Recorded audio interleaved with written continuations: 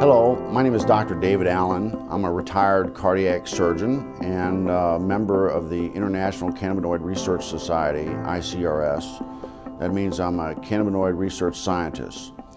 And I'm here to tell you about the discovery of the endocannabinoid system, the ECS, and the significance and how it will change medicine. And we discovered the endocannabinoid system about 30 years ago, and we really didn't understand the significance of its discovery.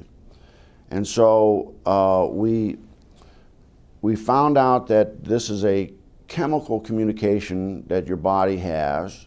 It's not electrical, it's chemical, and it's kind of like the hormone systems that people are familiar with. And your body makes these cannabinoids. They're endogenous, so they're endocannabinoids, and they perform some miraculous functions in the body. And we're just learning the significance of these functions. And basically, the endocannabinoid system is responsible for homeostasis. Most people don't understand what that really means, but it's the body's ability to maintain itself and function in the proper environment. And so it's critically important that that doctors in the future understand this control mechanism.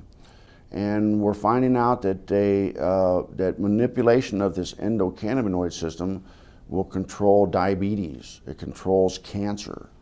It controls whether you can survive a heart attack or stroke. And so this is critically important for doctors to understand this new science.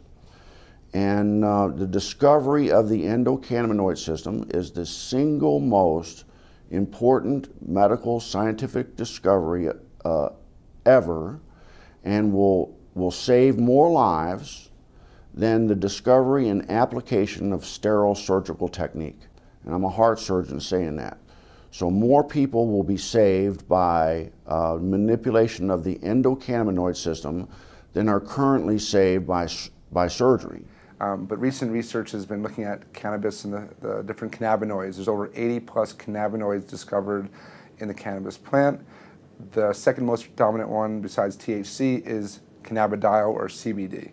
Okay. And the research now is over 1,200 peer-reviewed journals on CBD. It's probably the most exciting and researched ingredient or substance right now around the world. Mm-hmm. It doesn't have the psychoactive or high that is associated with THC, but it has a tremendous amount of other benefits, including research shows anti-seizure, anti-epileptic, which is why it's gotten a lot of popularity. You do a lot with children with seizure disorders, and they're getting benefits from this plant in a safe, non-toxic way versus all these drugs that typically don't work. Mm-hmm. And there's neuroprotective benefits, so you see a lot with concussions and the NFL. There's a lot of research being done now with chronic traumatic encephalopathy or chronically banging your head a lot.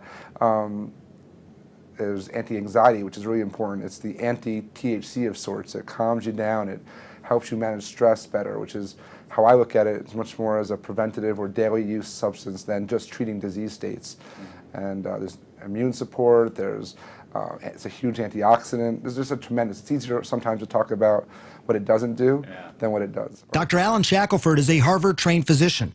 He's also among a handful of doctors in Colorado who give prescriptions for medical marijuana. From the moment Charlotte entered his office, he knew she was in trouble. While he was just examining her, she had 2 seizures. She'd failed everything. There were no more options for her. Everything had been tried, except cannabis.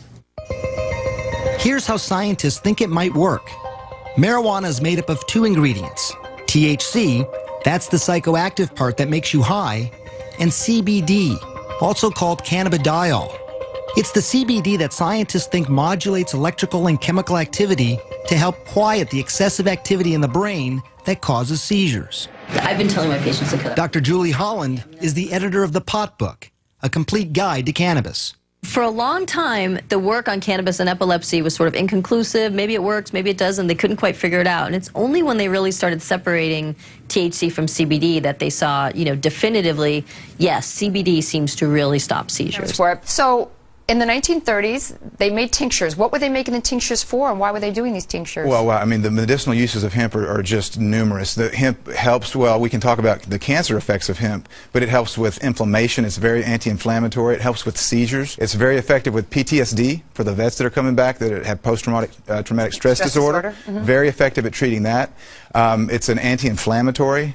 But then the uses of hemp for cancer, what I've studied, because of my book, Cancer Step Outside the Box, and the number of cancers, there's about a dozen different cancers that have been studied in depth with medicinal marijuana, with hemp. And so the studies, from brain cancer to prostate cancer to pancreatic cancer, uterine cancer, cervical cancer, prostate cancer, it's amazing. Okay, so what is in hemp that it's this THC, correct? Well, there's chemicals that are called cannabinoids. Right. THC is short for delta-9 tetrahydrocannabinol. I'm glad you said it because I couldn't. That's the only time I'll get it right. I'm glad I got it right.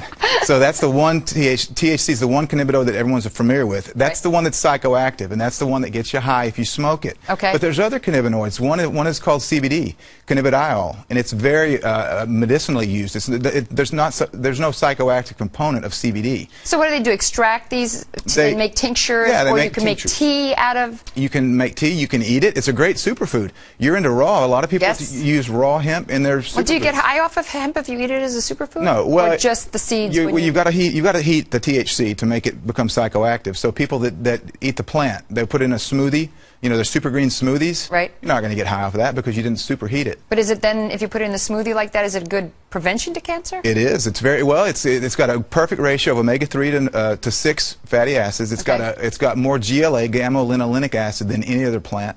So it's got some really great fats. You're well aware of the importance of good fats in your diet. Yeah. So hemp it's a perfect superfood to eat. But it's also medicinal. I just never understood why hemp had gotten such a bad rap, and now I understand that it was really politically motivated by somebody who owned basically trees and didn't want to be in competition with the hemp to make paper. And yet, throughout the years after that, so many people suffered because of that. Yeah. So I guess it's actually a good thing that people are coming around a little bit. It is. I'm really encouraged about the different legislation in different states that are trying to legalize medicinal hemp, because of the fact that it is so good. It's not just a superfood. It's not just great for industrial uses, as we've mentioned, but it's a really good medicine. Thank you so much for coming on, Ty. I really appreciate you being here. Thank you, Carol.